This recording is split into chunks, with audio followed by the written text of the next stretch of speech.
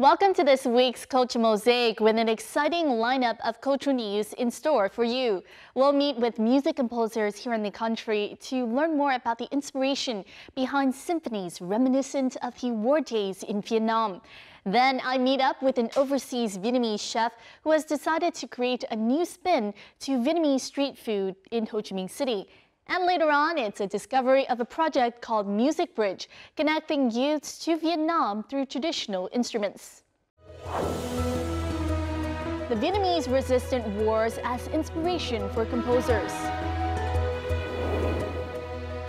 Overseas Vietnamese chef elevate the country's street food. And traditional Vietnamese instruments, the bridge that connects cultures.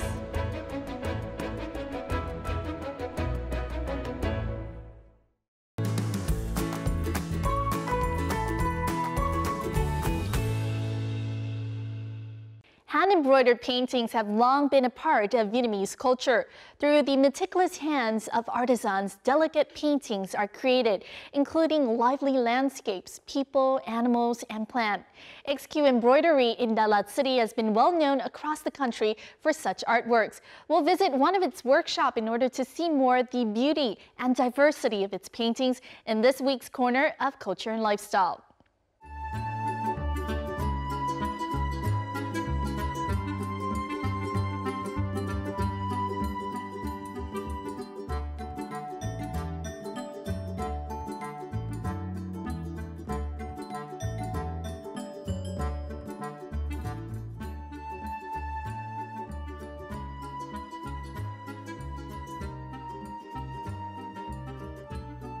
XQ embroidery did not originate from Đà Lạt City, but from the old citadel of Huế.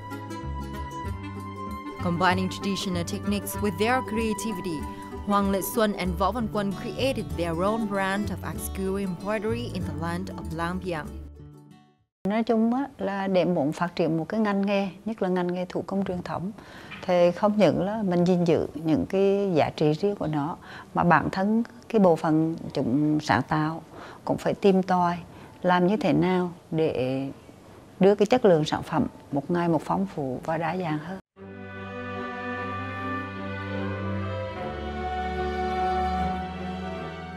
People's portraits, landscapes, flowers.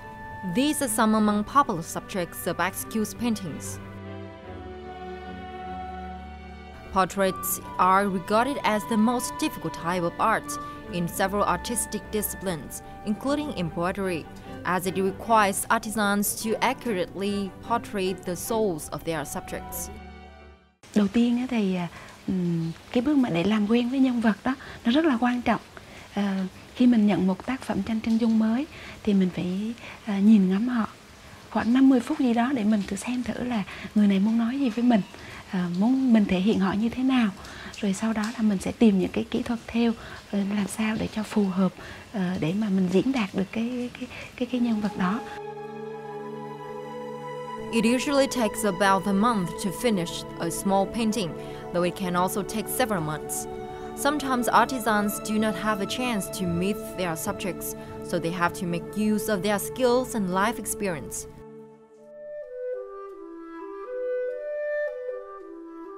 Aside from portrait paintings, XQ embroidery is also famous for its three-dimensional wigs, which require a lot of skill and creativity in using colors and creating structure.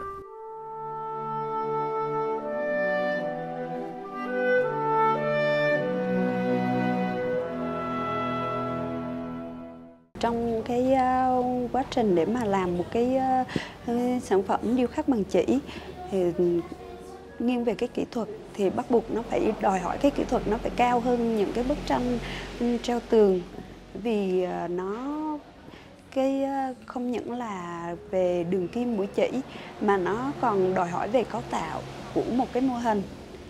Thì nếu mà trên một cái bức tranh á thì chúng tôi có thể là thể hiện theo cái đường nét cơ bản, nhưng mà trên một cái tác phẩm điêu khắc bằng chỉ thì chúng tôi phải nghiên cứu và sáng tạo làm sao để cho nó như là một cái sản phẩm thật.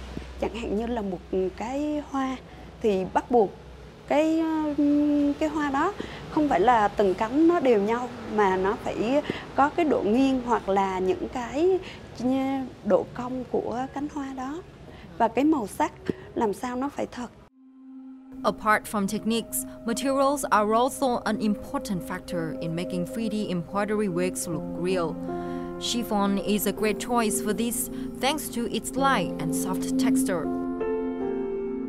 Similar to 3D embroidery, two-sided paintings also require complex skills. The combination of colors, shades, and stitches involve a lot of meticulousness, creativity, and experience. Portraits, two-sided paintings, and 3D wigs are all proof of the skillful hands, boundless creativity, and meticulousness of executed embroidery artisans. Each artwork involves not just work-related challenges, but also become the fruits of their creativity.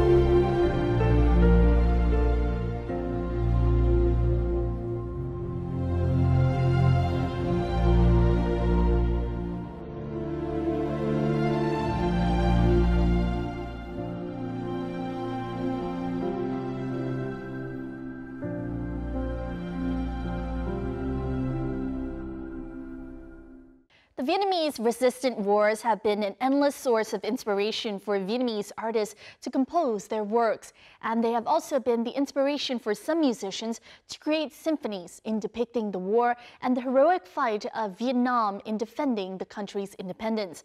We'll hear now the stories of some famous musicians about such inspiration for their symphonies, and also continuing this week's culture and lifestyle. Growing up during the war, composer Doãn Nho witnessed the suffering of people around him, as well as the success of the historic August Revolution.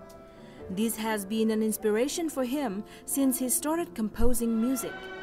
Later, with the help of senior artists like Nguyễn Xuân Khoác and Đỗ Nhuận, composer Doãn Nho wrote his first symphony, Historic August, in 1972, after just 1 month. Cách mạng tháng 8 đối với gia đình tôi và cả làng là một cái ấn tượng hết sức sâu sắc về cái cuộc đổi đời. Do tuổi càng ngày càng lớn cho nên rằng cái nhận thức nó càng sâu và càng nặng, và cái tình cảm của mình mỗi ngày một lớn, một sâu hơn. Đó. Cho nên là cái đòi hỏi mà viết về cái cuộc cách mạng tháng 8 nó rất tự nhiên. The symphony includes 5 themes. The opening theme sets the scene of Vietnam before 1945, with a famine that killed 2 million people. The other themes revolve around different subjects of war, including the Japanese fascists, French colonists, and Vietnamese revolutionaries, with strong and sharp tunes representing the dark atmosphere and valiant fights of the Vietnamese army against its enemies.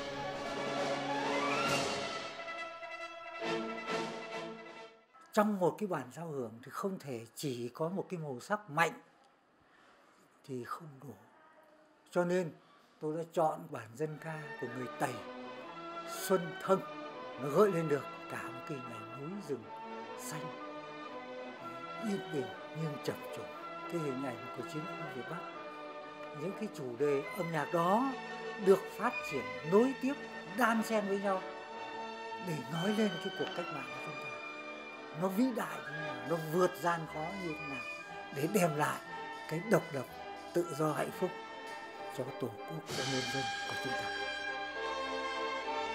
Historic August was performed for the first time by the Ukrainian Radio and TV Symphony Orchestra in 1973, a year after it was composed. The symphony is like a picture of the August Revolution drawn with music. Heroic Country by composer La Thăng is another symphony with the revolutionary theme, but unlike Historic August, Heroic Country is a picture of Vietnam's beauty and resilience.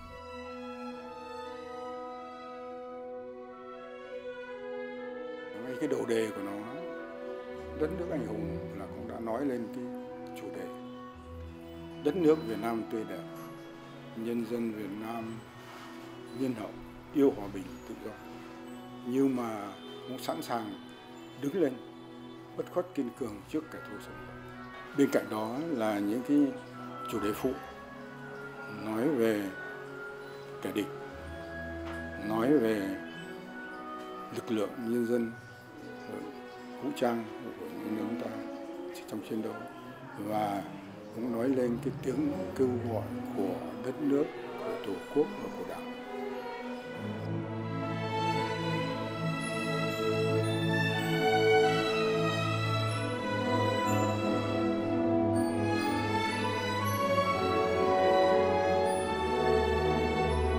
The symphony was performed to welcome the Israeli president on his visit to Vietnam. However, few know that this was the first time the symphony was introduced to the public 50 years after it was composed. Mình lần đầu tiên mình nghe cái của mình cảm động từ những cái từ tâm huyết của mình. Nó lại thêm cái nữa là số năm coi như là quên lãng. Thế mà bây giờ sừng sững thể hiện với tất cả cái khí thế, cái gì suy nghĩ của mình ở trước nay được thể hiện bằng âm thanh. Besides La Thăng and Doãn Nho, many other Vietnamese artists have composed symphonies, such as Đỗ Nhuận with Điện Biên Phủ, Hoàng Việt with Country, and Nguyễn Văn Thương with Uprising. Despite different approaches and ways to convey ideas, these artists have showcased the atmosphere of the resistance wars as well as the art of Vietnamese symphonies.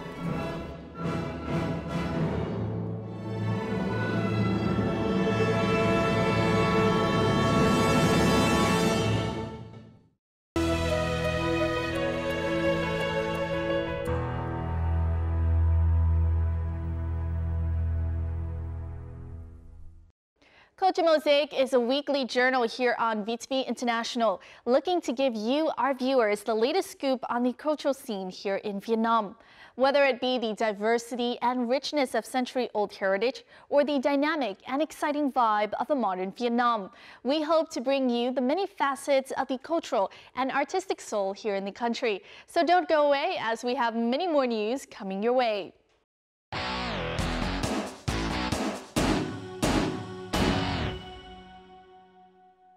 With the dream of promoting Vietnamese cuisine abroad, his restaurant was ranked among Hong Kong, China's best new restaurants by CNN. Peter Cuong Franklin returned to Vietnam recently with a passion to explore Vietnamese street food and to introduce the country's diverse cuisine to foreign visitors as well as local residents. We'll meet now with this special chef in this week's edition of On the Mic, so do join me as I chat with him. Bánh xèo, pancakes, spring rolls, bánh mì sandwiches, grilled beef in bitter leaf. These popular Vietnamese street foods have been given a modern and vibrant new look. The man behind this creation is Chef Peter Cuong Franklin. After living abroad for years, he decided to return to Vietnam with the desire to promote the country's cuisine. Food is an everyday thing that we all eat, and when people think about, let's say, an identity, what it means to be Vietnamese, and they say, you are what you eat, because when we eat Vietnamese food, I think it makes us who we are as a person. So I think it is a very important part of the culture.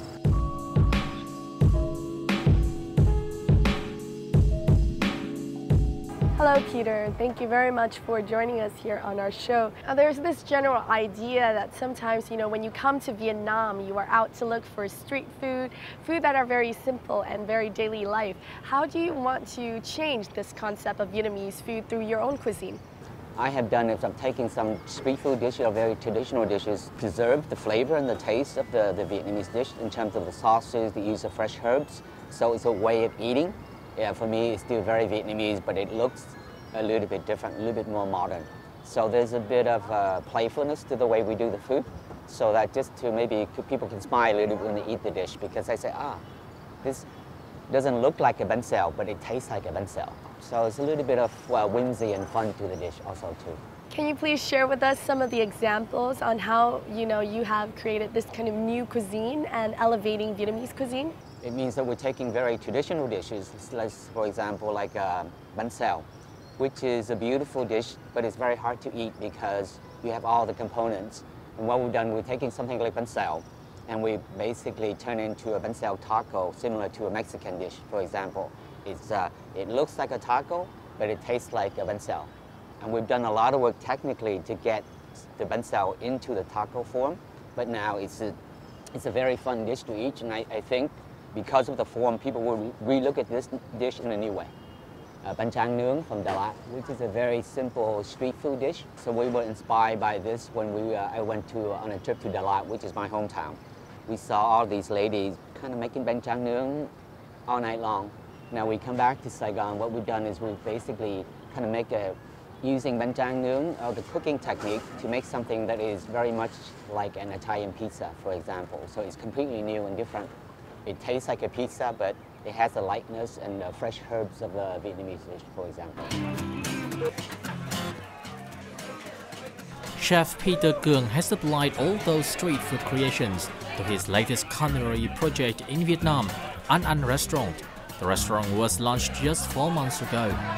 A modern space serving only Vietnamese street food, from beer hơi or draft beer to bánh tráng nướng or grilled rice pancakes. Each choice gives diners a different impression, but above all, they can feel the passion of the restaurant's founder. I think what it comes down to is your passion for what you want to do.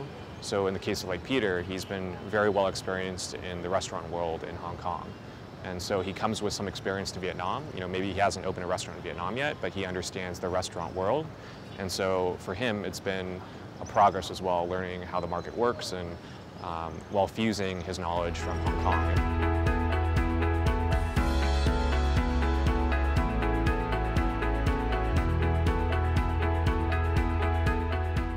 An is a new food venture that you are starting up here in Ho Chi Minh City in Vietnam. And why have you decided to start up at this particular moment? I feel like Saigon now is a very exciting time. I think people are looking for something new.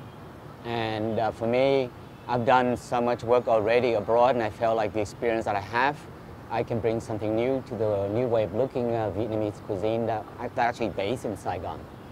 Rather than, let's say, doing something in New York and London, you don't have you have the distance. Saigon, I think, is for me, it's a new city. If you look at something like the Texaco, you have a combination in our location right now, which is we have a very old market, and we have the city around us, which is new.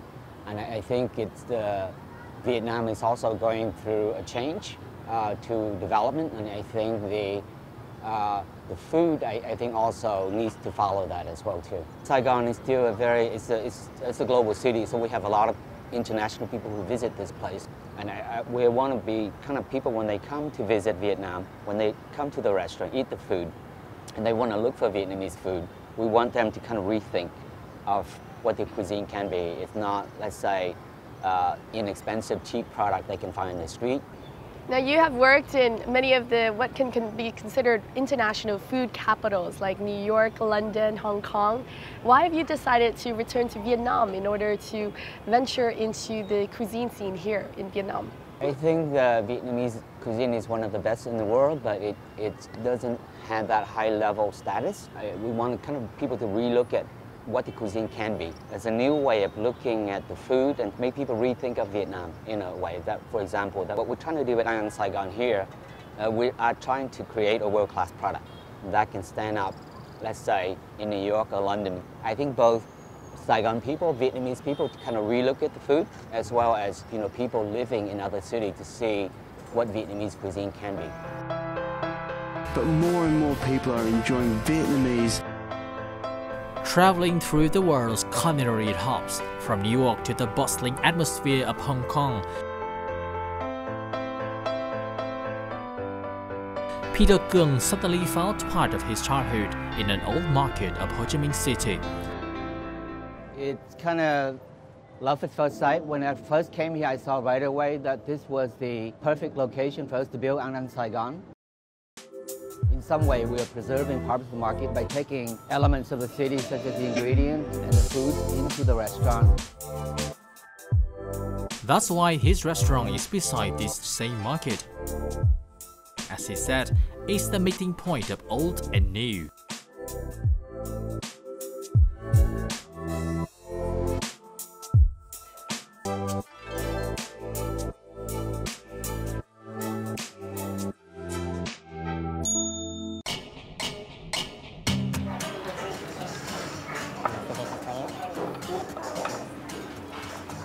So chef, please tell us about these dishes that you brought. They look amazing. The first one is like a real Italian pizza, except we use all Vietnamese ingredients.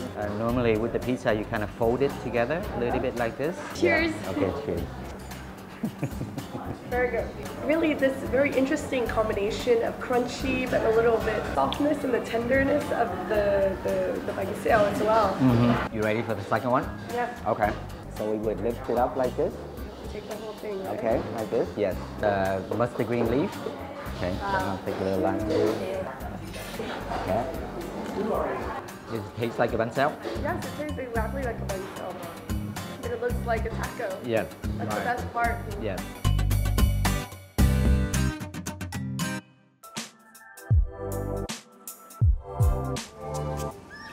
Overseas Vietnamese, I think we have a calling to come back to Vietnam because it's in our heart, in our blood.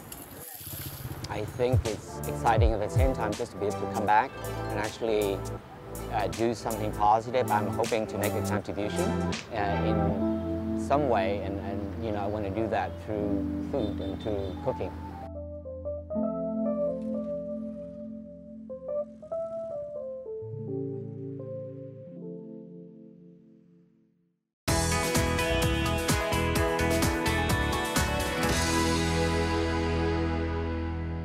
Traditional Vietnamese instruments such as bamboo xylophone or the Turkle, the bamboo flute, and the 16-string zither or the đàn tranh are no strangers to Vietnamese traditional folk music lovers. But for young people, especially young Vietnamese living abroad in the children's group Music Bridge, these traditional instruments have also become a bridge connecting them with their roots and to other cultures of the world.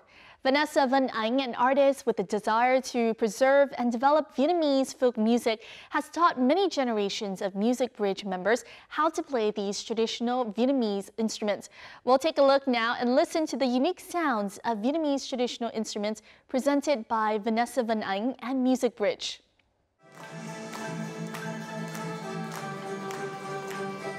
Worldwide hit Rolling in the Deep by singer Adele is being played using Vietnamese musical instruments such as the bamboo xylophone or truong, the bamboo flute, and the 16-string zither or đàn tranh.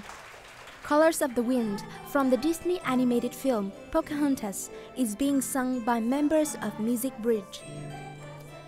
The performance of the Music Bridge traditional music group and Võ Văn Ánh at the American Center in Hanoi really wowed the audience.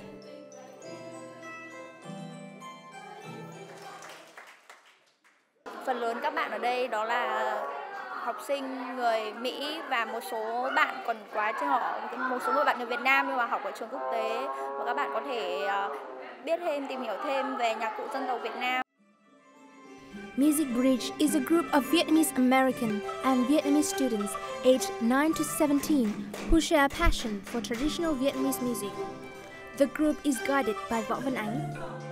Through music and folk songs, they learn about the culture and language of Vietnam. As each year goes by and I learn more of the techniques, I learn more about the culture and I learn more about how much of your soul is put into the music. And it's in the little details like how you play with your left hand or where you pluck the string. These things usually go unnoticed by the audience, but she puts a lot of attention into that. Khi mà em đi học cô Ánh và em cũng có thể truyền cảm hứng cho các bạn Mỹ cũng như các bạn du học sinh Việt Nam bên kia. Đây cũng là một cách để giữ văn hóa truyền thống của Việt Nam.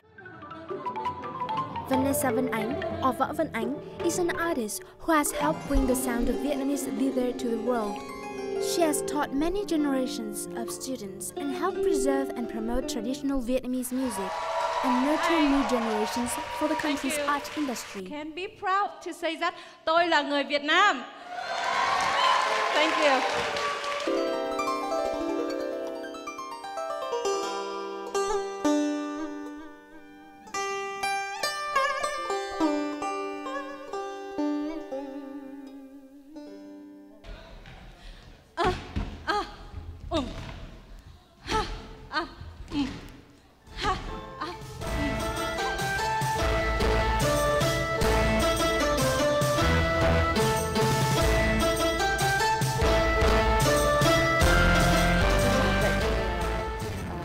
nhạc dân tộc Việt Nam là mình không những chỉ dạy các bạn chơi đàn, mà thông qua những cái bản nhạc các bạn chơi thì các bạn phải hiểu được về văn hóa Việt Nam.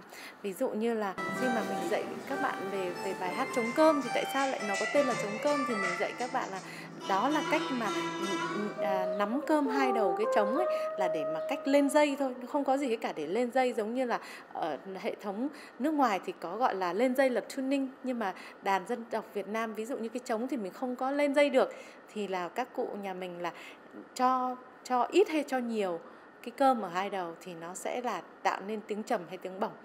Chính vì thế mà nó sinh ra một bài hát gọi là bài trống cơm. Võ Văn Ánh has won prestigious awards, such as the Emmy Award in 2009. She has also performed, promote Vietnamese music and cultures at famous halls such as Carnegie Hall, the Lincoln Center, and the Kennedy Center in America.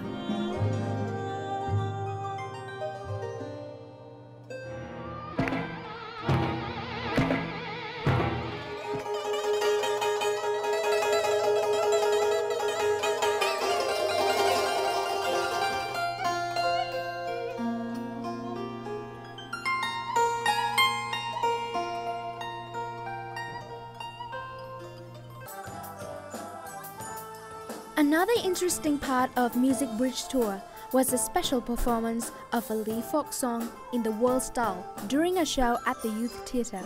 Singer Mỹ Linh, who is the co-organizer of the event, was deeply impressed with how, even after living abroad for such a long time, Võ Văn Ánh still devotes time to preserving traditional music. Tôi nghĩ rằng là nếu mà Ánh làm cái việc gìn giữ âm nhạc dân tộc thì không nên để cho Ánh đơn độc. Có rất là nhiều người vẫn luôn quan tâm đến âm nhạc dân tộc và vẫn luôn hiểu rằng là nó thuộc về nòi giống của chúng ta. Vân Ánh muốn chia sẻ để dạy các em nhỏ và để giúp các em một phần là hiểu về văn hóa cội rễ của Việt Nam, và đồng thời cũng là những người mà sẽ đem những cái nét hay nét đẹp của văn hóa người Việt vào trong tương lai.